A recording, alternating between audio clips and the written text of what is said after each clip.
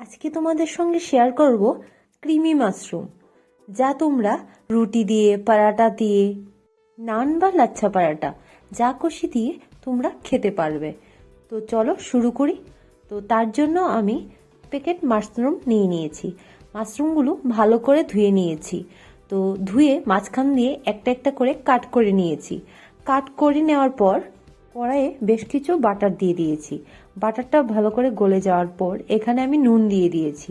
নুন দিয়ে মাশরুমগুলো দিয়ে দিয়েছি। মাশরুমগুলো ভালো করে ভেজে নেওয়ার পর এখানে আমি ঘরে বানিয়ে রাখা গোলমরিচের গুঁড়ো দিয়ে দিয়েছি। দিয়ে আবারও একটু ভালো করে নাড়িয়ে নিয়েছি।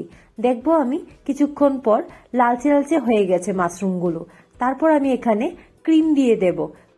ক্রিমটা দিয়ে আমি 30 সেকেন্ডসের মতো নাড়িয়ে নেব। দেখবো কিছুক্ষণ পর মাশরুমগুলির গায়ে ক্রিমটা ভালো করে লেগে আসছে। তো মাখো মাখো হয়ে যাওয়ার পর আমার ক্রিমি মাশরুম রেডি হয়ে গেছে বুঝতে পেরেছি।